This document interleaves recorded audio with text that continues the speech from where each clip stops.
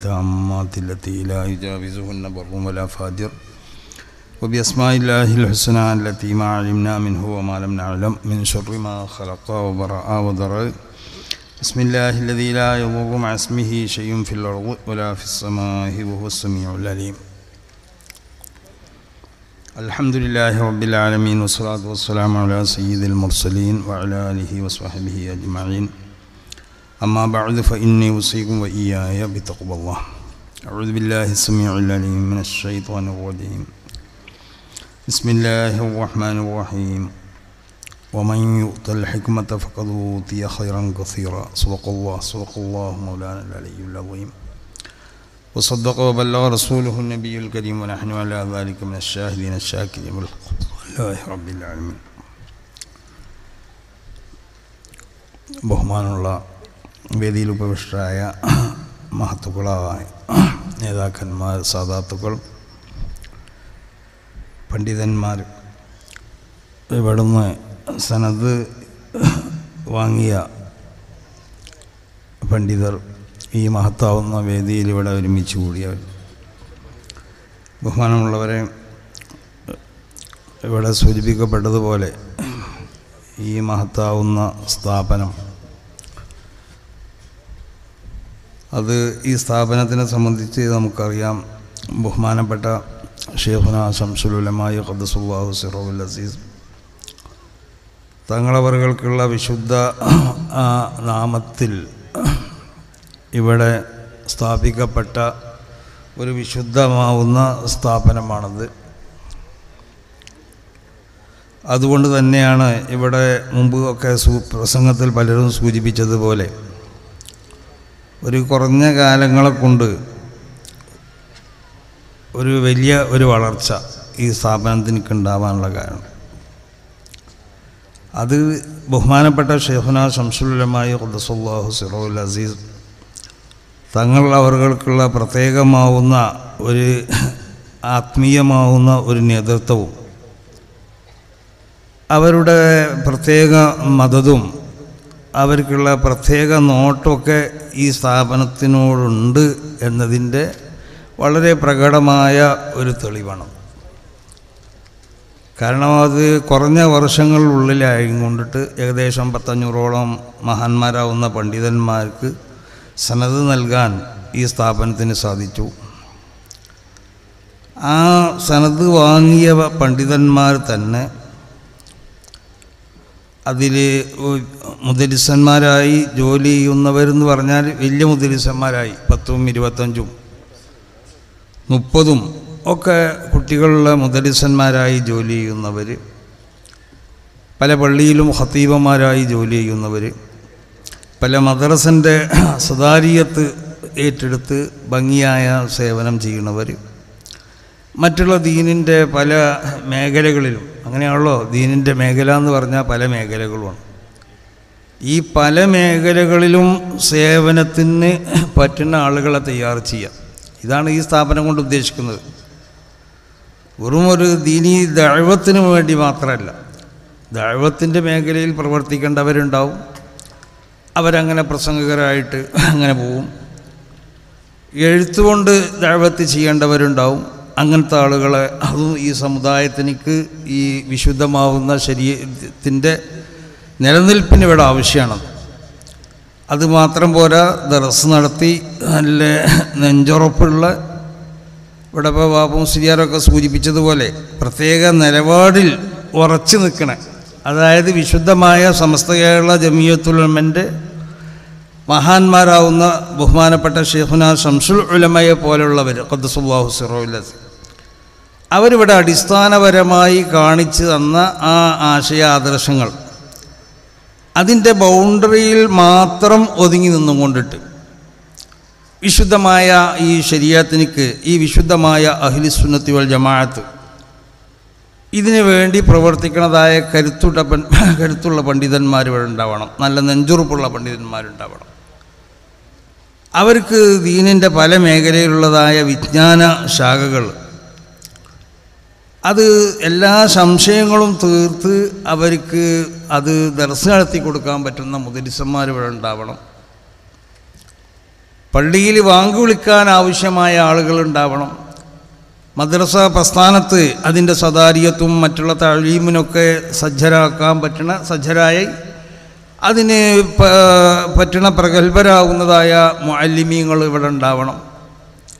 ഇങ്ങനെ സമുദായത്തിൻ്റെ ഈ ദീനിൻ്റെ പല മേഖലകളിലും ദീനിന് ആവശ്യമാവുന്ന സേവനങ്ങൾ ചെയ്യുന്നതായ മഹാന്മാരാകുന്ന പണ്ഡിതന്മാർ ഇവിടെ ഉണ്ടാവണം എന്നത് അത് ബഹുമാനപ്പെട്ട ശൈഖുനാ ശംസുൽ ഉലമക്കുള്ളതായ ഏറ്റവും പ്രധാനപ്പെട്ടതായ ലക്ഷ്യങ്ങളിൽപ്പെട്ട ഒരു ലക്ഷ്യമാണ്. എപ്പോഴും മൂപ്പര് പറയണം. ആ ബഹുമാനപ്പെട്ടവരുടെ ആ ലക്ഷ്യ സാക്ഷാത്കാരത്തിന് വേണ്ടി സ്ഥാപിക്കപ്പെട്ട മഹത്താവുന്ന ഒരു സ്ഥാപനമാണ് ജാമിയ യമാനിയ. അതുകൊണ്ട് തന്നെയാണ് അവരെ അതേ റൂട്ടിൽ കൂടി സഞ്ചരിക്കുന്നത് കൊണ്ട്, ബഹുമാനപ്പെട്ട ശൈഖുനാ ശംസുൽ ഉലമക്കുള്ള ആ റൂട്ടിൽ കൂടി സഞ്ചരിക്കുന്നത് കൊണ്ട്, അതിന്ന് ഒരു അണുമണിത്തൂക്കം അങ്ങോട്ടും ഇങ്ങോട്ടും വ്യതിചലിക്കാതെ സഞ്ചരിക്കുന്നത് കൊണ്ട് ഈ സ്ഥാപനത്തിന് അതിൻ്റെതായ ഗുണങ്ങൾ, അവരെ പ്രത്യേകമാവുന്ന മദത്, അവരെ സഹായം, അവർക്കുള്ള പ്രത്യേകമാവുന്ന നോട്ടൊക്കെ ഉണ്ടാവും എന്നുള്ളത് ആദ്യമായി ഇവിടെ സൂചിപ്പിച്ചത് ഞാൻ. ഏതായാലും ഞാൻ നീട്ടി പറയല്ല. പക്ഷേ ഇവിടെ നിന്ന് സനത് വാങ്ങിപ്പോകുന്ന മഹാന്മാരാവുന്ന ഈ പണ്ഡിതന്മാരോട്, ഈ യുവ പണ്ഡിതന്മാരോട് പ്രത്യേകമായി പറയാനുള്ളത്, നിങ്ങൾ ഇവിടെ ബഹുമാനപ്പെട്ട ബാപ്പു മുസ്ലിയാരൊക്കെ അവരെ പ്രസംഗത്തിൽ സൂചിപ്പിച്ചതുപോലെ അൽ ഉലമാഉ വറസത്തുൽ അംബിയാ, അംബിയാക്കന്മാരെ വാരിസീങ്ങളാണ് ഉലമാ എന്ന് പറയുന്ന ആ ഉലമാ നിങ്ങളാണോ, ആയിട്ടുണ്ടോ എന്നുള്ള ഒരു ആത്മപരിശോധന അത് നമ്മൾ നടത്തണം. അൽ ഉലമാ എന്ന് പറഞ്ഞാൽ ലോകത്തുള്ള എല്ലാ ഉലമാവും അവർ അംബിയാക്കന്മാരെ വാരിസീങ്ങളാണ് എന്നല്ല അതിൻ്റെ അർത്ഥം. അൽ ഉലമാ എന്ന് പറഞ്ഞ ഈ അലിഫിലാമ് കൊണ്ട് ഉദ്ദേശിക്കപ്പെടുന്ന ഉലമാ എന്ന് പറഞ്ഞാൽ അംബിയാക്കന്മാരിലുണ്ടാവുന്ന ആ മഹത്താവുന്നതായ ഗുണം, അത് ഇസ്തിഖാമത്ത്. ആ ഗുണം അംബിയാക്കന്മാരിലുള്ളതുപോലെ ഉണ്ടാക്കി തീർക്കാൻ സാധാരണക്കാർക്ക് സാധ്യമല്ല. പക്ഷേ അതിൻ്റെ ഒരു 90% അല്ലെങ്കിൽ ഒരു 85% ഇസ്തിഖാമത്തിനെ നമ്മളിൽ ഉണ്ടാവണം. ആ നിലക്ക് അംബിയാക്കന്മാരുടെ ഇർഫ് സമ്പാദിക്കാൻ അർഹരാവണം ഉലമാ. അവരാണ് യഥാർത്ഥത്തിൽ അൽ ഉലമാഉ വറസത്തുൽ അംബിയാ, അംബിയാക്കന്മാരെ വാരിസീങ്ങളാവുന്ന ഉലമാ കൊണ്ട് ഉദ്ദേശിക്കപ്പെടുന്ന ഉലമാ. അല്ലാതെ പേരിൻ്റെ അപ്പുറത്ത് ഒരു ബാഖവിന്നോ അല്ലെങ്കിൽ ദാരിമി അല്ലെങ്കിൽ യമാനി അല്ലെങ്കിൽ ഫൈദി എന്നുള്ള ബിരുദമുണ്ടായതുകൊണ്ടോ അല്ലെങ്കിൽ മൗലവി മുസ്ലിയാർ എന്ന ആ ഭാഗത്തോ ഈ ഭാഗത്തോ എഴുതിയത് കൊണ്ടൊന്നും അവൻ ആലിമി അള്ളാഹുവിൻ്റെ മഹാന്മാരാവുന്ന അംബിയാക്കന്മാർക്കുള്ള വാരിസീങ്ങളാവുകയില്ല. അംബിയാക്കന്മാരെ വാരിസീങ്ങളാവണം എന്നുണ്ടെങ്കിൽ അംബിയാക്കന്മാരിലുണ്ടാവുന്ന ആ ഉന്നതമാവുന്ന സ്വഭാവങ്ങൾ, ആ സ്വഭാവങ്ങൾ നമ്മളുണ്ടാവണം. അപ്പോഴാണ് വമൻ യുഅ്തൽ ഹിക്മ ഫഖദ് ഊതിയ ഖൈറൻ കസീറ. ഹിക്മത്തിനാണ് നൽകപ്പെടേണ്ടത്. എന്താ ഹിക്മത്തിന് നൽകപ്പെടണം എന്നുണ്ടെങ്കിൽ എന്ത് വേണം? മഹാനാവുന്ന ഇമാം മാലിക് തങ്ങളോട് ചോദിക്കപ്പെട്ടു, എന്താണ് ഹിക്മത്ത് എന്ന്. ഇമാം മാലിക് തങ്ങൾ അതിന് മറുപടി പറഞ്ഞു, മാ സഹദ അബ്ദുൻ വത്തഖ ഇല്ലാ അൻതഖഹുല്ലാഹു ബിൽ ഹിക്മ. ഹിക്മത്ത് കൊണ്ട് സംസാരിക്കണം എന്നുണ്ടെങ്കിൽ, അവൻ പറയുന്നത് ഹിക്മത്താവണം എന്നുണ്ടെങ്കിൽ, ഒമൻ യൂത്തൽ ഹിക്മത്ത എന്ന് പറഞ്ഞ ഈ ഹിക്മത്ത്, ആ ഹിക്മത്ത് ഒരാൾക്ക് കിട്ടണം എന്നുണ്ടെങ്കിൽ അവൻ ആരാവണം എന്നറിയോ? അവൻ പൂർണ്ണമായി അവൻ സാഹിദാവണം, അവൻ മുത്തഖിയാവണം. അപ്പം സാഹിദായി മുത്തഖിയാവുന്ന ആളുകൾ അവർ ഇല്ല അൻതഖഹുല്ലാഹു ബിൽ ഹിക്മ. അല്ലാഹു സുബ്ഹാനഹു വ തആല അവനെ ഹിക്മത്ത് കൊണ്ട് സംസാരിപ്പിക്കും എന്ന് പറഞ്ഞാൽ അവനിക്ക് അല്ലാഹു സുബ്ഹാനഹു വ തആല അല്ലാഹുവിൻ്റെ ഈ വിശുദ്ധമാവുന്ന ഇൽമിനെ അല്ലാഹു നൽകുള്ളൂ. അവനിൽ കൂടി മാത്രമേ അതിൻ്റെ ഗുണവും കാണുള്ളൂ. അപ്പം മനുഷ്യൻ എന്നുള്ള നിലക്ക് തെറ്റുകൾ നമ്മളിൽ നിന്ന് ഉണ്ടാവാന്നുണ്ടെങ്കിലും ഒരു നമ്മളെ താഴത്തുകൾ നമ്മൾക്കുള്ളതായ മഅസിയത്തുകളേക്കാൾ അധികമാകുന്ന നിലക്കുള്ള ഒരു സ്വഭാവമെങ്കിലും നമ്മളിൽ ഉണ്ടായിത്തീരണം. ആ അവസ്ഥ ഉണ്ടോ അവനക്കാണ് യഥാർത്ഥത്തിൽ അവനാണ് അൽ ഉലമാഉ വറസത്തുൽ അംബിയാ. മഹാനാവുന്ന ഇമാം ഷാഫിഈ തങ്ങൾ പറഞ്ഞതുപോലെ, ഇദാ ലം യകുനിൽ ഉലമാഉ ഔലിയാ ലില്ലാ ഫമനിൽ വലി. അള്ളാഹുവിൻ്റെ ആലിമീങ്ങൾ അവർ ഔലിയാക്കന്മാരല്ലെങ്കിൽ അള്ളാഹുവിനിക്കാരാണ് വലിയെന്ന്. അതല്ലെങ്കിൽ ഫലൈസ ലില്ലാഹി വലിയ, അള്ളാഹുവിനിക്ക് ഇവിടെ ലോകത്ത് വലിയേ ഇല്ല എന്ന് ഇമാം ഷാഫിഈ തങ്ങൾ പറഞ്ഞു. അതിൻ്റെ അർത്ഥം ഞാൻ ആദ്യം സൂചിപ്പിച്ചതുപോലെ പേരിൻ്റെ അപ്പുറത്ത് എന്തെങ്കിലും ഒരു ബിരുദം എഴുതപ്പെട്ടത് കൊണ്ടിട്ടോ, അല്ലെങ്കിൽ പേരിൻ്റെ ആ ഭാഗത്ത് മുസ്ലിയാർന്നോ മൗലവിന്നോ എഴുതപ്പെട്ടത് കൊണ്ടിട്ടോ അവൻ ആരാവൂല, അവൻ ഈ പറഞ്ഞ സ്വഭാവത്തിലുള്ളതായ ഇമാം ഷാഫിഈ തങ്ങൾ ഉദ്ദേശിച്ചതായ ആലിമാവൂല. ഇമാം ഷാഫിഈ തങ്ങൾ ഉദ്ദേശിക്കുന്നത് എന്താ? മഹാനാവുന്ന ഇമാം മാലിക് തങ്ങൾ പറഞ്ഞതുപോലെ ഒരു ആലിമിലുണ്ടാവേണ്ടതായ സ്വഭാവം അത് വിലായത്തിൻ്റെ സ്വഭാവമാണ്. അതാണ് സുഹുദ് അവനിൽ വേണം, തഖ്വ അവനിൽ വേണം. എന്നിട്ട് മഹാനാവുന്ന ഇമാം മാലിക് തങ്ങൾ പറഞ്ഞു, മൻ അറാദ അൻ യഫ്തഹു ഐന ഖൽബിഹി, അല്ലാഹു സുബ്ഹാനഹു വ തആല അവൻ്റെ ഖൽബാവുന്ന ആ കണ്ണിനെ, ഖൽബ് കൊണ്ട് ലോകത്തുള്ളത് മുഴുവൻ കാണാൻ കഴിയണം, ആ നിലക്ക് അല്ലാഹു സുബ്ഹാനഹു വ തആല അവൻ്റെ ഖൽബാവുന്ന ആ കണ്ണിനെ അതിനെ തുറന്നു കൊടുക്കണം എന്ന് ആരെങ്കിലും ഒരാൾ ഉദ്ദേശിക്കുന്നുണ്ടോ എന്ന് പറഞ്ഞാൽ, ഏതൊരു മസ്അലയും അവനോട് ചോദിക്കപ്പെട്ടാൽ ആ സമയത്ത് അവൻ്റെ ഈ കണ്ണുകൊണ്ട് കിതാബിലേക്ക് നോക്കാതെ അവൻ്റെ ഹൃദയം കൊണ്ട് കിതാബിലേക്ക് നോക്കിക്കൊണ്ടിട്ട് ആ മസ്അലകൾക്കുള്ളതായ ജവാബ് പറയാൻ അവനക്ക് കഴിയണം. അതാണ് മഹാന്മാരാവുന്ന അല്ലാഹുവിൻ്റെ ഔലിയാക്കന്മാരാവുന്ന ഉലമാ. അപ്പം ആ ഒരു അവസ്ഥ ഒരുത്തനിക്ക് ഉണ്ടാവണം എന്ന് അവൻ ഉദ്ദേശിച്ചാൽ ഫൽയകുൻ അമലുഹു ഫി സിരി അക്സറ മിൻ അമലിഹി ഫിൽ അലാനിയ, അവൻ രഹസ്യമാവുന്ന ചെയ്യുന്നതായ അമലുകളാവണം, അവൻ പ്രകടമായി കൊണ്ട് പരസ്യമായി ചെയ്യുന്നതായ അമലിനേക്കാൾ ധാരാളം. അപ്പോൾ ധാരാളം ഒരാളും അറിയാതെ വളരെ രഹസ്യമായി കൊണ്ടിട്ട് എന്താവുക, അല്ലാഹുവിനിക്ക് ഇബാദത്ത് ചെയ്യാം, രഹസ്യമായ ഇബാദത്ത്. കാരണം അതിൻ്റെ ശേഷം മഹാനാവുന്ന ഇമാം മാലിക് തങ്ങൾ തന്നെ പറയുന്നു, ലിഅന്ന അമല സിദ്ദി മംബഉൽ ഇഖ്ലാസ്, ഒരു പണ്ഡിതന് അടിസ്ഥാനപരമായി ഉണ്ടാവേണ്ടത് ഇഖ്ലാസാണ്. അപ്പോൾ ഇഖ്ലാസ് അടിസ്ഥാനപരമായി ഉണ്ടാവണം. ആ ഇഖ്ലാസ് അടിസ്ഥാനപരമായി ഉണ്ടാവണം എന്നുണ്ടെങ്കിൽ രഹസ്യമായി ചെയ്യുന്നതായ അമല്, ആ അമല് അത് മംബഉൽ ഇഖ്ലാസ്, അതാണ് ഇഖ്ലാസിൻ്റെ ഉറവിടം. അപ്പോൾ ഇഖ്ലാസിൻ്റെ ഉറവിടം ഉണ്ടാവണം. വൽ ഇഖ്ലാസു മംബഉൽ ഹിക്മ, ഇഖ്ലാസ് ഉണ്ടായിത്തീരണം. ഇഖ്ലാസ് ഉണ്ടായിത്തീർന്നാലേ ഹിക്മത്ത് വമൻ യൂത്തിൽ ഹിക്മ എന്ന് പറഞ്ഞ് ഈ ഹിക്മത്ത് അവനിക്ക് ഉണ്ടായിത്തീരുള്ളൂ.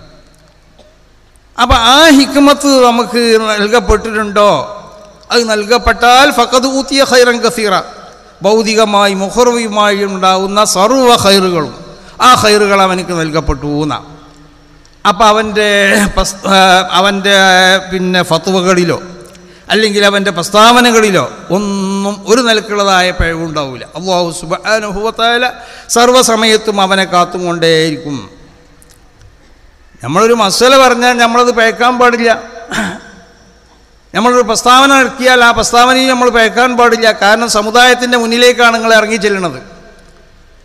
ഒരുപാട് പ്രശ്നങ്ങളാണ് നമ്മൾ കൈകാര്യം ചെയ്യേണ്ടത്, ഒരുപാട് പ്രശ്നങ്ങൾ. സമുദായത്തിൻ്റെ പല ഭാഗങ്ങളിൽ നിന്നുള്ള പല ചോദ്യങ്ങളും നിങ്ങളിലേക്ക് വരും. ആ ചോദ്യങ്ങളൊക്കെ വരുമ്പോൾ നിങ്ങൾക്ക് ഇവിടെ അവലംബിക്കാൻ ഒരു പ്രത്യേകമാവുന്ന സംഘടന ഉണ്ട്. അതാണ് സമസ്ത കേരള ജമിയത്തുൽ ഉലമ. ആ സമസ്ത കേരള ജമിയത്തുൽ ഉലമൻ്റെ മഹാന്മാരാവുന്നതായ മുൻഗാമികളാവുന്ന നേതാക്കന്മാർ, അവർക്കുള്ളതായ അവർ ഇവിടെ എന്തായിട്ടുണ്ട്, ശരിയായ ഒരു അടിത്തറ, ആ അടിത്തറ ഭാഗം കൊണ്ടിട്ടാണ് അവരിവിടുന്ന് പോയിട്ടുള്ളത്.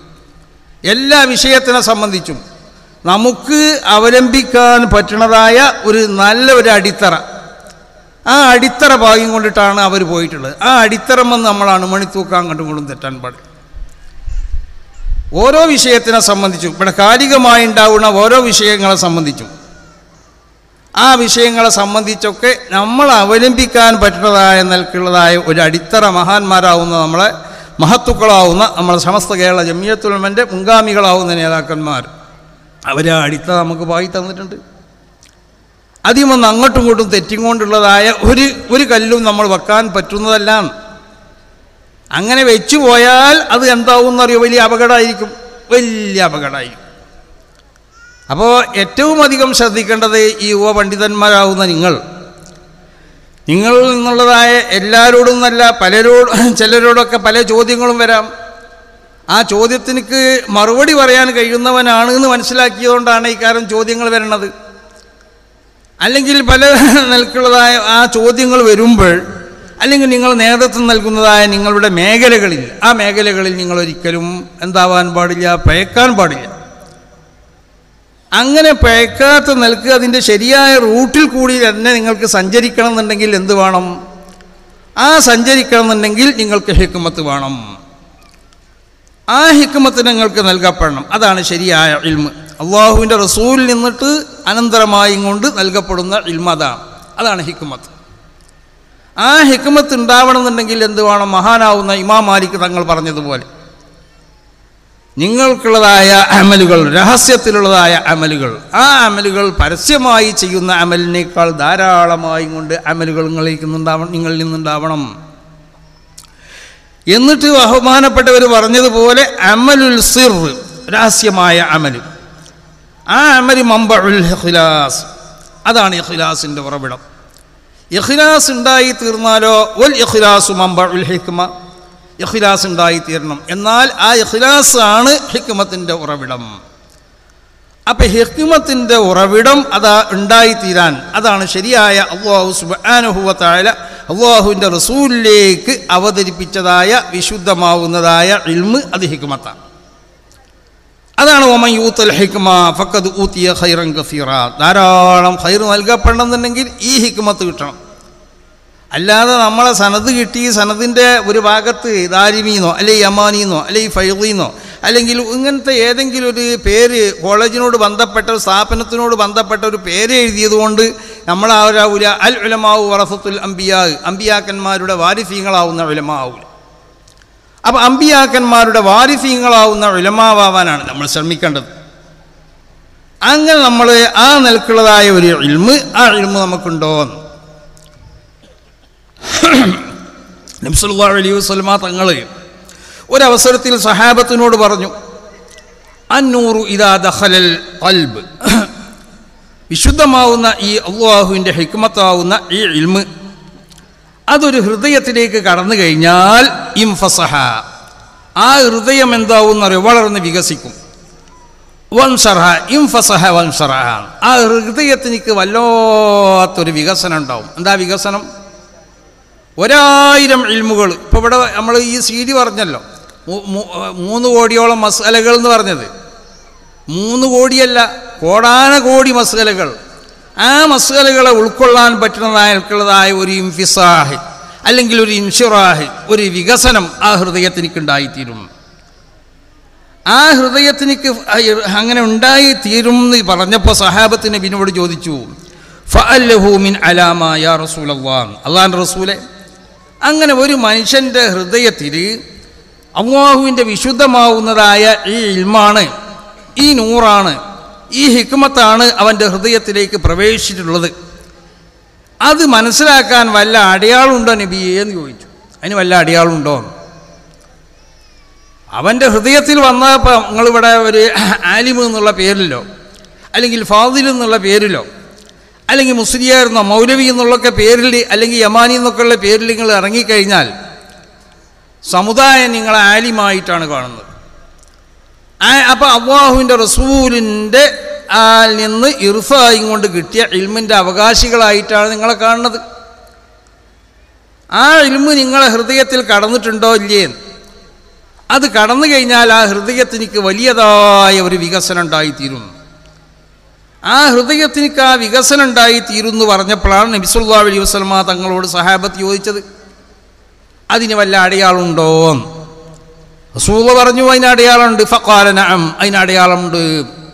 എന്താ അതിൻ്റെ അടയാളം എന്നറിയോ? അത്തജാഫി അൻദാരിൽ ഖുറൂർ, ഈ ഭൗതികമാവുന്നതായ ഈ ലോകം, ഇതിൻ്റെ സുഖസൗകര്യങ്ങളും ഇതിലുള്ളതായ പിന്നെ മറ്റുള്ളതായ ലദ്ദാത്തുകൾ, ഇത് ആസ്വദിക്കാൻ വേണ്ടി ആവരുത് നിൻ്റെ ജീവിതം.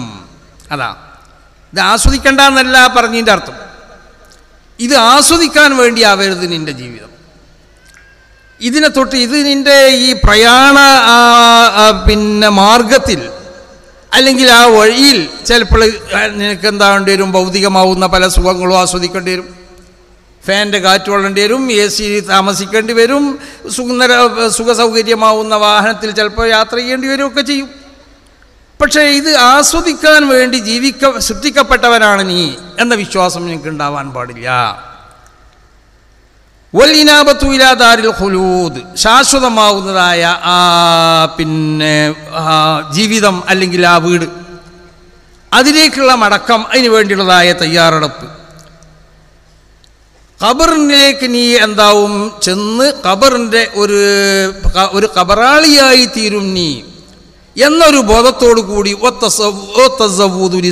ഖുബൂർ, ഖബറിൽ താമസിക്കാൻ ആവശ്യമാവുന്നതായ അതിന് വേണ്ടതായ അതിൻ്റേതായ ഭക്ഷണം അല്ലെങ്കിൽ അതിന് വേണ്ടതായ ഒരുക്കങ്ങൾ, ആ ഒരുക്കങ്ങൾ നീ ഉണ്ടാക്കി തീർക്കുക. അങ്ങനെ മഹ്ശറയിൽ നമ്മളെ നസ്ർ ചെയ്യപ്പെടുന്നതായ ദിവസം അതിന് വേണ്ടിയുള്ളതായ ഒരു ഒരുക്കം ഇത് നിനക്കുണ്ടാവുക. ഈ ഒരു അവസ്ഥ നിന്നിലുണ്ടോ അതാണ് പരിശോധിക്കേണ്ടത്.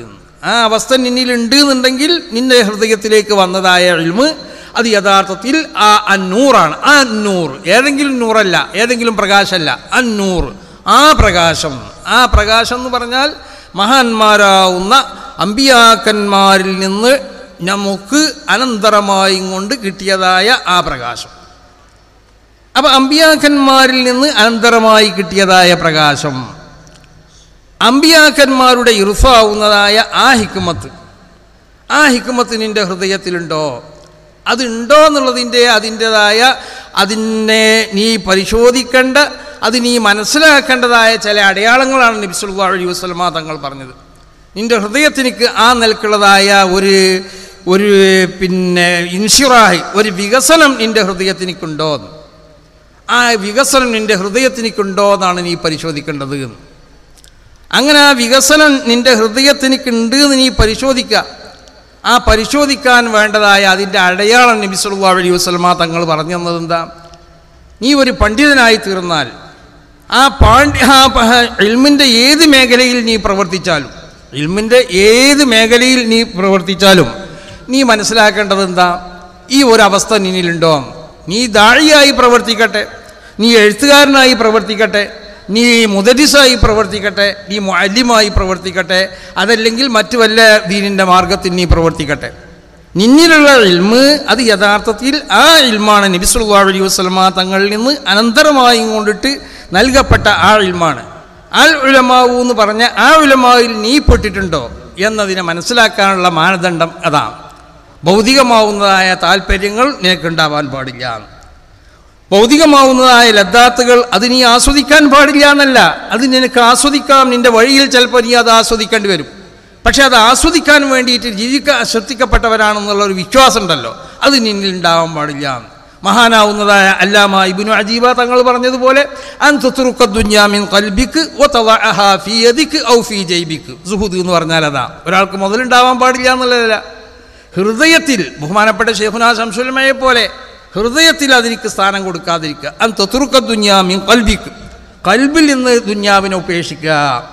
വതദഅഹാ ഫീ ജൈബിക് ഔ ഫീ യദിക്, അത് അവിടെ വെച്ചോടോ കയ്യിൽ വെച്ചോ അല്ലെങ്കിൽ മറ്റോടത്ത് വെച്ചോ, എനിക്കത് വേണ്ട, എൻ്റെ ഹൃദയത്തിൽ എനിക്ക് സ്ഥാനമില്ല. അങ്ങനല്ലേ ബഹുമാനപ്പെട്ടവർ? എല്ലാവരും തെറ്റിദ്ധരിച്ചു അവരെ സംബന്ധിച്ച്. ഭൗതികമായ വലിയ താല്പര്യമുള്ള ആളാണ്, ഭൗതികമായ ഒരു താല്പര്യം ബഹുമാനപ്പെട്ടവർക്കില്ലായിരുന്നു. ഹൃദയത്തിൽ ദുനിയാവിനോടുള്ളതായ ഒരു സ്ഥാനം, ആ സ്ഥാനം ഉണ്ടാവാൻ പാടില്ല. ആ നിലക്കുള്ളതായ ഒരവസ്ഥ നമ്മൾ ഉണ്ടാക്കി തീർക്കാൻ, എന്നാലേ നമ്മളെ ദഅവത്തിനിക്ക് നമ്മൾ ഉദ്ദേശിച്ചതായ ഗുണം ഉണ്ടാവുള്ളൂ. മഹാനാവുന്ന അബൂബക്കർ സിദ്ദീഖ് റളിയല്ലാഹു തആല അൻഹുവിൻ്റെ കാലഘട്ടത്തിൽ ഒരു പെണ്ണ് ഹജ്ജിന് വന്നു. ഒരു പെണ്ണ് ഹജ്ജിന് വന്നപ്പോൾ ആ പെണ്ണ് അവൾ നേർച്ചയാക്കിയാണ് വന്നത്. എന്താ നേർച്ച? ഒന്നും സംസാരിക്കണ്ടെന്ന്. അപ്പോൾ അബൂബക്കർ സിദ്ദീഖ് റളിയല്ലാഹു തആല അൻഹുക്ക് ഹജ്ജിന് വന്ന ആ കൊല്ലത്തിലാണ് അബൂബക്കർ സിദ്ദീഖിനോട് ആരോ പറഞ്ഞു, ഇവിടെ ഒരു പെണ്ണ് ഹജ്ജിന് വന്നിട്ടുണ്ട്, അവൾ നേർച്ചയാക്കിയിട്ടുണ്ട്, പോൽ ഒന്നും സംസാരിക്കാൻ പാടില്ല. അപ്പോൾ അബൂബക്കർ സിദ്ദീഖ് റളിയല്ലാഹു അൻഹു അവളെ വിളിപ്പിച്ച് അവളോട് ചോദിച്ചു, ഇതെന്തടി നേർച്ച, എന്ത് നേർച്ചടി, ഇതെന്താ സംസാരിക്കാൻ പാടില്ല എന്ന് നേർച്ചയാക്കി കാണോ? അപ്പോൾ അവൾ പറഞ്ഞു, ഞാൻ അങ്ങനെ നേർച്ചയാക്കി കാണും. അപ്പോൾ അബൂബക്കർ സിദ്ദീഖ് റളിയല്ലാഹു പറഞ്ഞു, അങ്ങനെയൊന്നും ഇജ്ജ് നേർച്ചയാക്കണ്ട, ഇജ്ജ് സംസാരിച്ചോ പറഞ്ഞു. അപ്പോൾ ഈ പെണ്ണ് അബൂബക്കർ റളിയല്ലാഹു അൻഹുവിനോട് ചോദിക്കാൻ തുടങ്ങിയെന്നാ പല ചോദ്യങ്ങളും ചോദിക്കാൻ തുടങ്ങിയപ്പോൾ അബൂബക്കർ റളിയല്ലാഹു തആല അൻഹു എന്നെ പറഞ്ഞു, ഇന്നകി ലസഊൽ, എന്നെ കൊണ്ട് മിണ്ടിക്കണ്ടില്ലായിരുന്നു, സംസാരിച്ചപ്പോൾ മനുഷ്യൻ കുടുങ്ങിയല്ലോ, ഇജ്ജ് വല്ലാത്തൊരു ചോദ്യക്കാരത്തി തന്നെയാണ്, ചോദ്യത്തോട് ചോദ്യം, ഇജ്ജ് മിണ്ടാതിരിക്കുന്നത് നല്ലത് എന്ന്. കാരണം മിണ്ടിപ്പിച്ച് നോക്കുമ്പോൾ പിന്നെ അവൾ ചോദ്യങ്ങൾ ഇങ്ങനെ തൊടുത്ത് വിടുക അബൂബക്കർ സിദ്ദീഖ് റളിയല്ലാഹു അൻഹുവിനോട് പല ചോദ്യങ്ങളും. ആ കൂട്ടത്തിൽ ആ പെണ്ണ് അബൂബക്കർ സിദ്ദീഖ് റളിയല്ലാഹു അൻഹുവിനോട് ഒരു ചോദ്യം ചോദിച്ചു, മാ ബഖാഉനാ അലാ ഹാദൽ അംർ അല്ലദീ ജാഅ ബിഹില്ലാഹു ബഅദൽ ജാഹിലിയ്യ. അല്ലാഹു സുബ്ഹാനഹു വ തആല ജാഹിലിയ്യത്താവുന്ന ആ കാലഘട്ടത്തിൻ്റെ ശേഷം നബി സല്ലല്ലാഹു അലൈഹി വസല്ലമ തങ്ങൾ കൊണ്ടുവന്ന ഈ വിശുദ്ധമാവുന്നതായ ഈ ദീനുമ്മലാണ് നമ്മൾ ഇന്നും നിൽക്കുന്നത് എന്നതെനിക്ക് വല്ല അടയാളുണ്ടോ എന്ന് ചോദിച്ചു. നമ്മൾ നിൽക്കണ ഈ ദീനുണ്ടല്ലോ, ഇത് റസൂൽ സല്ലല്ലാഹു അലൈഹി വസല്ലമ തങ്ങൾ കൊണ്ടുവന്ന ഈ വിശുദ്ധമായ ദീനുമ്മ തന്നെയാണ് നമ്മളുള്ളത്. അതിനുള്ള വല്ല അടയാളങ്ങളെ എടുത്തുണ്ടോ എന്ന് ചോദിച്ചു. അപ്പോൾ അബൂബക്കർ സിദ്ദീഖ് റളിയല്ലാഹു തആല അൻഹു ആ പെണ്ണിനോട് പറഞ്ഞു, ബഖാഉക്കും അലൈഹി മസ്തഖാമത്ത് ബിക്കും ഇമ്മത്തുക്കും. ആ ദീനുമ്മലാണ് നിങ്ങൾ ഉള്ളതെന്ന് പറയണമെന്നുണ്ടെങ്കിൽ എന്ത് വേണമെന്നറിയോ? മസ്തഖാമത്ത് ബിക്കും ഇമ്മത്തും. നിങ്ങൾക്ക് നേതൃത്വം നൽകുന്നതായ നിങ്ങളുടെ പണ്ഡിതന്മാർ, നിങ്ങൾക്ക് നേതൃത്വം നൽകുന്നതായ നിങ്ങൾക്കുള്ള അയിമ്മത്ത്, അവരാ ഉന്നതമാവുന്ന സ്വഭാവത്തുമലാണോ എന്ന് പരിശോധിക്കുക. ഇസ്തിഖാമത്തുമലാണോ, ഭൗതികമായ താല്പര്യങ്ങളില്ലാതെ ജീവിക്കുന്നവരാണോ? മഹാന്മാർ ഇസ്തിഖാമത്ത് എന്ന് പറഞ്ഞാൽ അതാ വിശുദ്ധമാവുന്നതായ ഈമാൻ, ആ ഈമാനെ വർദ്ധിപ്പിക്കാൻ ആവശ്യമാവുന്നതായ സംഗതികൾ ചെയ്യുക. ശരീഅത്തിനോട് എതിരാവുന്നതായ ഹറാമിനെ തൊട്ട് മാത്രമല്ല, കറാഹത്തിനെ തൊട്ട് മാത്രമല്ല, ഖിലാഫുൽ ഔലിനെ തൊട്ട് വരെ ഒഴിഞ്ഞിക്കുക. ആ നിലക്കുള്ളതായ ഒരവസ്ഥയിൽ നിന്ന് പോരുന്നുണ്ടോ എന്ന് നോക്കുക. മുൻഗാമികളാവുന്ന മഹത്തുക്കളാവുന്നതായ നമ്മുടെ അയിമ്മത്ത് അവർ നിന്ന് പോകുന്ന ആ പാതയിലാണോ എന്നുള്ളത് നമ്മൾ പരിശോധിക്കുക. അതിമന്ന് തെറ്റിപ്പോയോ എന്നാൽ നീ മനസ്സിലാക്കിക്കോ, നീ നിന്ന് പോരുന്നത് നബി സല്ലല്ലാഹു അലൈഹി വസല്ലമ തങ്ങൾ ജാഹിലിയ്യത്തിന് ശേഷം ഇവിടെ കൊണ്ടുവന്ന ആ വിശുദ്ധമായ ദീനുമലല്ല. ഇതാണ് അബൂബക്കർ സിദ്ദീഖ് റളിയല്ലാഹു തആല. അപ്പോൾ പല ജാതി മേഖലയിലായിരിക്കും നിങ്ങൾ പ്രവർത്തിക്കുമ്പോൾ പല ജാതി ഉള്ളതായ ചോദ്യങ്ങളും പല പ്രശ്നങ്ങളൊക്കെ അഭിമുഖീകരിക്കേണ്ടി വരും. ഇതിനൊക്കെ അഭിമുഖീകരിക്കുന്ന സമയത്ത് ഇതൊക്കെ വളരെ നല്ല നിലക്ക് നമുക്ക് കൈകാര്യം ചെയ്യണമെന്നുണ്ടെങ്കിൽ നമുക്ക് വേണ്ടത് അതാ. ഒന്ന്, മഹാന്മാരാവുന്ന ഈ സനദിൽ സൂചിപ്പിക്കപ്പെട്ടതുപോലെ അതിൽ സൂചിപ്പിക്കപ്പെട്ടതായ ഒരു കാര്യമുണ്ട്. എന്താ? ഇവിടുത്തെ മഹാന്മാരാവുന്ന ഉസ്താദന്മാർ അവരാ സനദിൽ രേഖപ്പെടുത്തിയത് എന്താ? ഞങ്ങൾ നിങ്ങൾക്ക് സമ്മതം തന്നു, കിതാബ് ദർസ് നടത്താൻ സമ്മതം തന്നു, ഫത്വ കൊടുക്കാൻ സമ്മതം തന്നു, തദ്രീസിനിക്ക് സമ്മതം തന്നു, ഖളാഇനിക്ക് സമ്മതം തന്നു, ദീനിയാവുന്ന ദഅവത്തിനിക്ക് സമ്മതം, ഇതൊക്കെ തന്നിട്ടുണ്ട്. എങ്ങനെ? കമാ അജാസന മശായിഖുന അൻ മശായിഖിഹിം. നമ്മുടെ മഹാന്മാരാവുന്നതായ നമ്മളെ മശായിഖന്മാർ അവരെ മശായിഖന്മാർ അങ്ങനെ നബി സല്ലല്ലാഹു അലൈഹി വസല്ലമ തങ്ങളിലേക്ക് എത്തുന്നതായ ആ വിശുദ്ധമായ ശൃംഖല, ആ ശൃംഖലയിൽ നിന്ന് നമുക്ക് കിട്ടിയതായ സമ്മതം പോലെ നമ്മൾ നിങ്ങൾക്കും സമ്മതം തന്നു എന്നാ. അപ്പോൾ ആ സമ്മതം നിങ്ങൾക്ക് ഉണ്ടാവണം എന്നുണ്ടെങ്കിൽ എന്ത് വേണമെന്നറിയോ? അവർക്കുള്ളതായ അതേ തരീഖുമൽ, അവർക്കുള്ളതായ അതേ വഴിയിൽ കൂടി നമ്മൾ എന്താവണം? പിടിച്ചു നിൽക്കണം. അതാണ് ഒന്ന്. രണ്ടാമത്, തെറ്റിദ്ധാരണൻ്റെ മാർഗത്തിൽ നിന്ന് നമ്മൾ ഒഴിഞ്ഞു നിൽക്കാം. ഒരു പണ്ഡിതനാണെങ്കിൽ ആ പണ്ഡിതനെ സംബന്ധിച്ച് തെറ്റിദ്ധരിക്കപ്പെടുന്നതായ ഒരവസ്ഥ, ആ അവസ്ഥ ജനങ്ങളിൽ വന്നാൽ ഉടനെ തന്നെ അതിനെ തിരുത്തണം എന്നാണ്. നബി സല്ലല്ലാഹു അലൈഹി വസല്ലമ തങ്ങൾ എഴുത്തിക്കാഫിരിക്കുന്ന സമയത്ത് റസൂൽ സല്ലല്ലാഹു അലൈഹി വസല്ലമ തങ്ങളെ കാണാൻ വേണ്ടി അതിയാവുന്ന സഫിയ്യത്തു ബിൻതു ഹുബയ്യിൻ്റെ മകളാവുന്ന സഫിയ എന്താക്കി? നബി സല്ലല്ലാഹു അലൈഹി വസല്ലമ തങ്ങളെ കാണാൻ വന്നു, നബിയോട് സംസാരിച്ചു. ഈ സഫിയ്യനുമായിട്ട് നബി സല്ലല്ലാഹു അലൈഹി വസല്ലമ തങ്ങൾ പുറത്തേക്ക് ഇറങ്ങിയപ്പോൾ രണ്ട് സഹാബികളാ അതാ പോകണം. ഇവർ നബി സല്ലല്ലാഹു അലൈഹി വസല്ലമ തങ്ങളെയും സഫിയനെയും കണ്ടു. അപ്പം നബി സല്ലല്ലാഹു അലൈഹി വസല്ലമ തങ്ങൾ ആ സഹാബിമാരോട് പറഞ്ഞത് എന്താ? അലാ രിസ്ലിക്കുമ, എടോ നിങ്ങൾ രണ്ടാളും അവിടെ നിൽക്കും. ആദിഹി സഫിയ്യത്തു ബിൻതു ഹുബയ്യിൻ, ഇത് ഹുബയ്യിൻ്റെ മകൾ സഫിയയാണ്. ഇത് പറഞ്ഞപ്പോൾ ഈ രണ്ട് സഹാബത്ത് പറഞ്ഞു, ഇന്നാ ലില്ലാഹി വ ഇന്നാ ഇലൈഹി റാജിഊൻ. നബിയെ, തങ്ങളെപ്പറ്റി ഞങ്ങൾ അങ്ങനെ മനസ്സിലാക്കൂല. ഈ രാത്രി അസമയത്ത് എഴുത്തിക്കാഫിന് എന്ന് പറഞ്ഞ് നബിയെ തങ്ങൾ പള്ളിയിൽ കൂടി, എന്നിട്ട് ഏതോ ഒരു അന്യ സ്ത്രീനെ കൂട്ടിക്കൊണ്ടുവന്ന് ആ പെണ്ണിനെ എന്താക്കാണ്, എന്തോ അവളുമായി വേണ്ടാത്തത് നടത്തി, എന്നിട്ട് അവളെ കൊണ്ടാക്കുകയാണെന്നുള്ള ഒരു ധാരണ ഞങ്ങൾക്ക് നബിയെ തങ്ങളെപ്പറ്റി ഉണ്ടാവില്ല. അങ്ങനെ ഉണ്ടായാൽ പിന്നെ അവൻ സഹാബി അല്ലല്ലോ, ഒരു സഹാബി അല്ല അവൻ. പിന്നെ അതുകൊണ്ട് ഞങ്ങൾക്ക് ആ ധാരണ ഉണ്ടാവില്ല. അങ്ങനെ ധരിച്ചു പോയാൽ അവൻ ഈ വൃത്തത്തുനിന്ന് പോയി, ഈ വിശുദ്ധമാവുന്ന ഇസ്ലാമിൻ്റെ വൃത്തത്തുനിന്ന് അവൻ പോവും. പക്ഷേ ഞങ്ങൾക്ക് അങ്ങനത്തെ ഒരു ധാരണ നബിയെ തങ്ങളെപ്പറ്റി ഉണ്ടാവില്ല.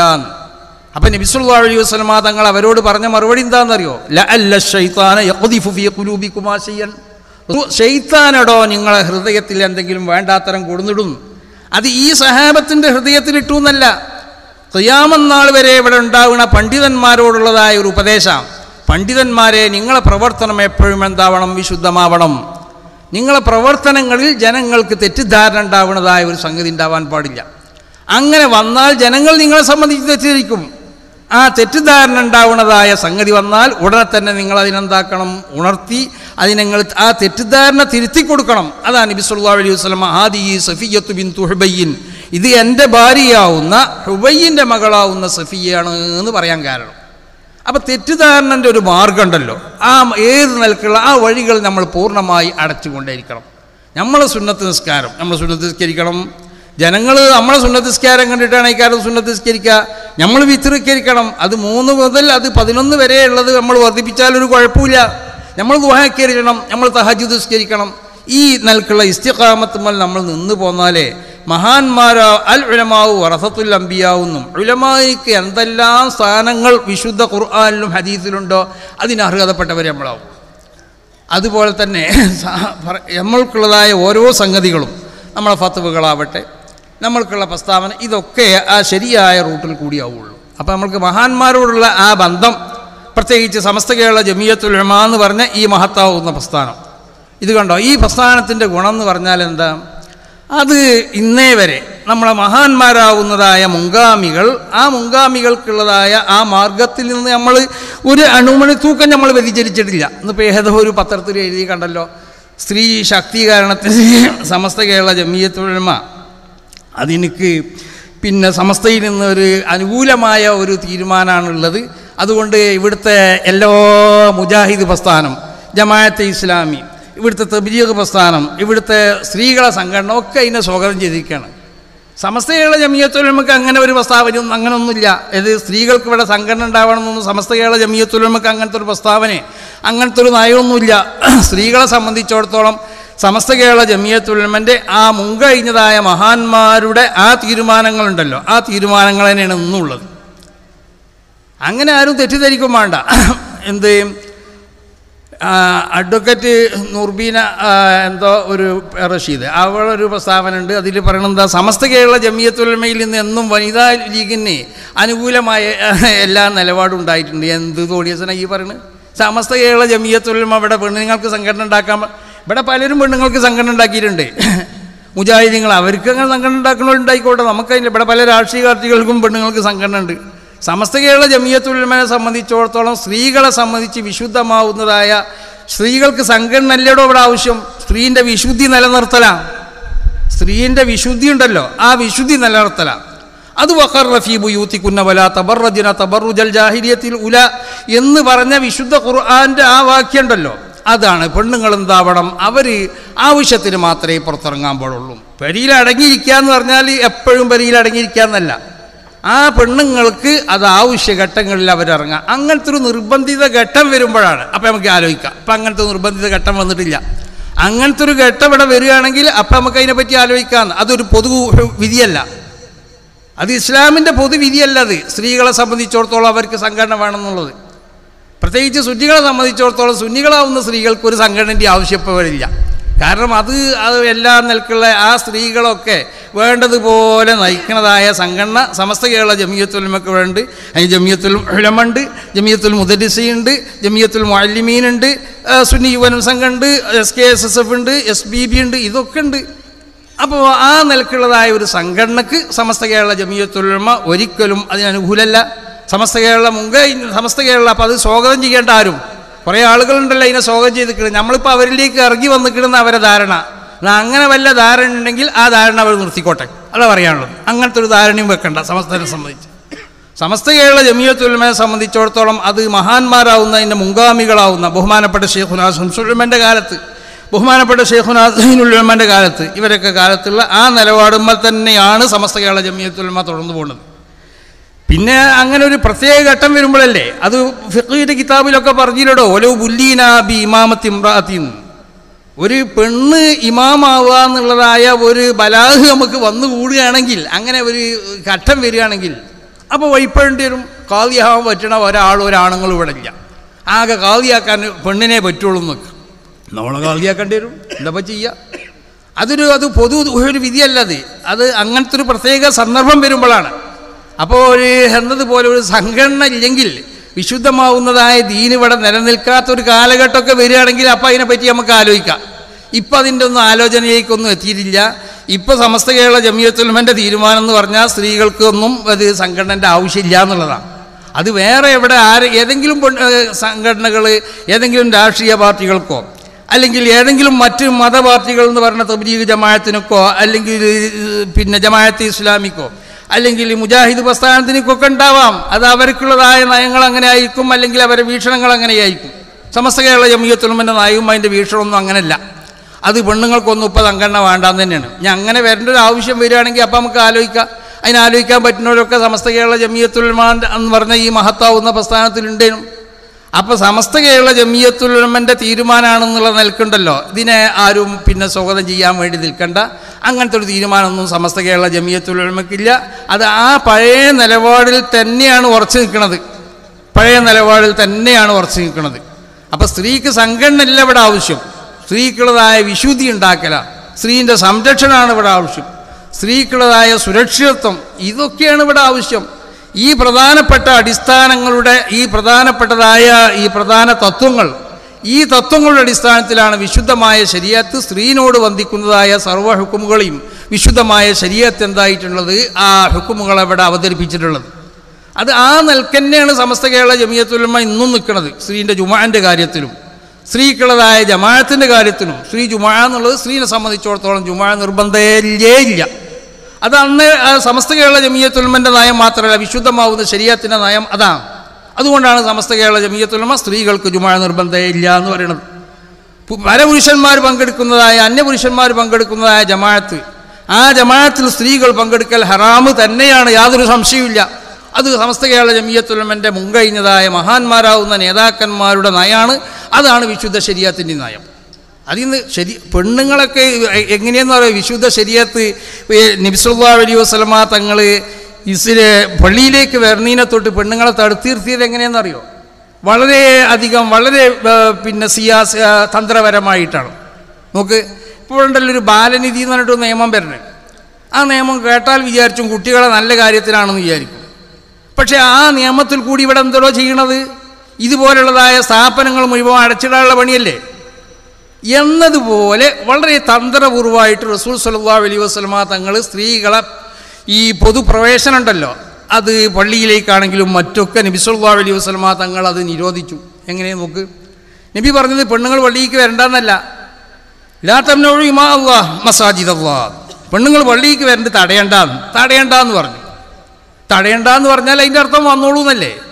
പക്ഷേ നബി സല്ലല്ലാഹു അലൈഹി വസല്ലമ തങ്ങൾ അതിൻ്റെ ഉടനെ ഒരു വാക്ക് പറഞ്ഞു. എന്താണെന്നറിയോ? വളരെ വന്നോട്ടെ. എങ്ങനെ വന്നോട്ടെ എന്നറിയോ? യാതൊരു നിലക്കുള്ളതായ നല്ല വാസന ആ പെണ്ണിൽ നിന്നുണ്ടാവാൻ പാടില്ല, നല്ലൊരു വസ്ത്രം ആ പെണ്ണ് ധരിക്കാൻ പാടില്ല, ആ നിലക്ക് മുഷിഞ്ഞ വസ്ത്രം. അപ്പം അങ്ങനെ ഒരു പെണ്ണ് പുറപ്പെടൂല. അപ്പം പെണ്ണിനെ സ്വന്തമായ നിലക്ക് അതിൽ നിന്ന് തടുത്തു നിർത്തുന്നതായ ഒരു സ്വഭാവം നബി അത് അലാ തംനഉ, നിങ്ങളത് തടയാൻ പോണ്ട. അത് തടഞ്ഞിട്ടില്ലെങ്കിൽ തന്നെ അല്ലാഹുവിൻ്റെ അടിമകളാവുന്ന പെണ്ണുങ്ങൾ അതിൽ നിന്ന് ഒഴിഞ്ഞിക്കുന്ന. അപ്പോൾ അത് ചില നിയമങ്ങളോ അങ്ങനെയുണ്ട്, ചില തന്ത്രപൂർവമായിട്ട് ഒരു പെണ്ണിനൊരു വിഷമമില്ലാത്ത നിലക്ക് അതിനെ തൊട്ട് പെണ്ണിനെന്താക്കി നബി സല്ലല്ലാഹു അലൈഹി വസല്ലമ തങ്ങൾ വളരെ സിയാസയോടുകൂടി വളരെ തന്ത്രപൂർവമായിട്ട് വളരെ യുക്തി ഉപയോഗിച്ചിട്ടാണ് പെണ്ണിനെ ഇന്ന് ഒഴിച്ചു നിർത്തിയത്. നിങ്ങൾ തടയാൻ പോണ്ടാന്ന്, തടയേണ്ട ആവശ്യമില്ല. കാരണം പെണ്ണുങ്ങൾ, ഞാൻ വേറൊരു വാക്ക് അതിൻ്റെ കൂടെ പറയുന്നുണ്ട്, വൽ യഖ്റുജ്ന തുഫിലാത്ത്, ആ പെണ്ണുങ്ങൾ പുറപ്പെടുകയാണെങ്കിൽ എങ്ങനെ പുറപ്പെടുന്നറിയോ? ഓലെ വസ്ത്രം ദുർഗന്ധം വരുന്ന വസ്ത്രമാവണം, അവരെ വസ്ത്രം ഒരു നിലക്കുള്ളതായ ഭംഗിയില്ലാത്ത വസ്ത്രമാവണം. അങ്ങനെ ഏതെങ്കിലും ഒരു പെണ്ണ് പുറത്തു വരൂല. അപ്പോൾ പെണ്ണിൻ്റെ സ്വയമായ നിലക്ക് വരുന്നതിന് തൊട്ട് റസൂൽ സല്ലല്ലാഹു അലൈഹി വസല്ലമ തങ്ങൾ തടുത്തു. അപ്പോൾ അനിവാര്യ ഘട്ടങ്ങളിൽ പെണ്ണുങ്ങൾക്ക് പുറത്തേക്ക് പോവാം, അവർക്ക് മറ്റുള്ള സംഗതികളൊക്കെ ചെയ്യുക. അതുപോലെ തന്നെ ഒരു സംഘടന എന്ന് പറഞ്ഞാലും അങ്ങനെ തന്നെ, ആ സംഘടനയിൽ നിന്നും ഒരു അനിവാര്യ ഘട്ടമൊന്നും ഇവിടെ ഇല്ല. അങ്ങനെ വിശുദ്ധമാവുന്ന ദീൻ ഇവിടെ നിലനിൽക്കണം എന്നുണ്ടെങ്കിൽ പെണ്ണുങ്ങൾക്കൊരു സംഘടന വേണമെങ്കിൽ അപ്പം അതിനെ സംബന്ധിച്ച് നമുക്ക് ആലോചിക്കാം, അതിന് വല്ല മാർഗം ഉണ്ടാകുന്നുള്ളത്. അപ്പോൾ അതുകൊണ്ട് ഇവിടുന്ന് സനത് വാങ്ങി ഇറങ്ങുന്നതായ ഈ പണ്ഡിതന്മാരോട് പ്രത്യേകമായി ഉയർത്താനുള്ളത്, സമസ്ത കേരള ജമിയത്തുൽ ഉലമ എന്ന് പറഞ്ഞ ഈ മഹത്താവുന്ന പ്രസ്ഥാനം, ആ പ്രസ്ഥാനത്തിൻ്റെ വക്താക്കളാവുക നിങ്ങൾ. ഈ മഹത്താവുന്ന സ്ഥാപനം, ഈ സ്ഥാപനത്തിന് നിങ്ങൾ മറക്കാൻ പാടില്ല.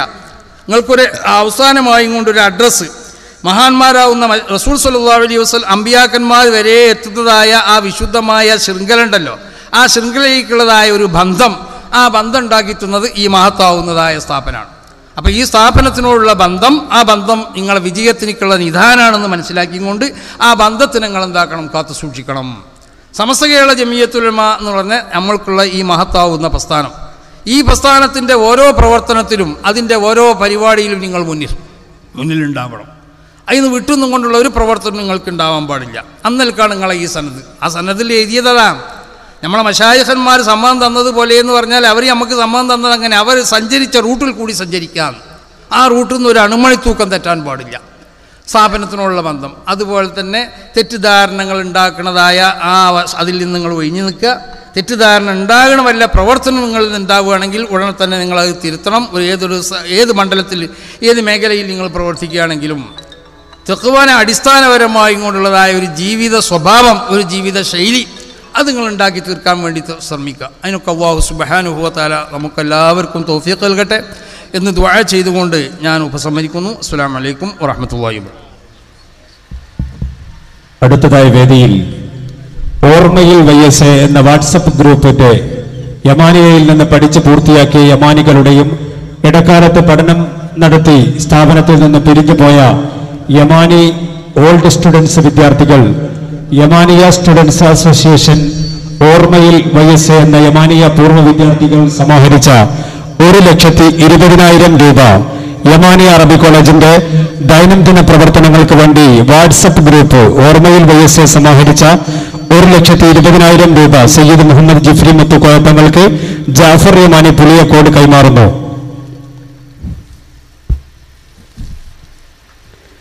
ഈ സ്ഥാപനത്തിൽ പഠിച്ച് പുറത്തിറങ്ങിയ യമാനികളും ഇവിടെ നിന്ന് ഇടക്കാലത്ത് പഠനം നിർത്തിപ്പോകേണ്ടി വന്ന പ്രവാസികളായ സുഹൃത്തുക്കളുമാണ് 1,20,000 രൂപ യമാനിയുടെ ദൈനംദിന ചെലവുകളിലേക്ക് ജിഫ്രി മുത്തുക്കോയത്തങ്ങൾക്ക് ജാഫർ യമാനി പുളിയക്കോട് കൈമാറുന്നു.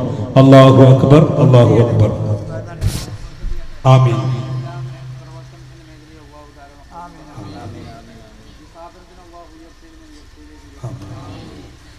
യമാനീസ് അസോസിയേഷൻ സംസ്ഥാന കമ്മിറ്റിയുടെ നേതൃത്വത്തിൽ യമാനിയുടെ വികസനങ്ങൾക്ക് വേണ്ടി 5 ലക്ഷം രൂപയുടെ പ്രവർത്തനം പൂർത്തീകരിച്ചു.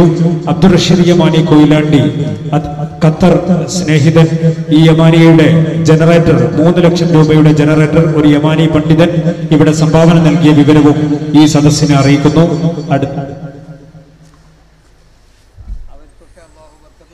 ആമീൻ.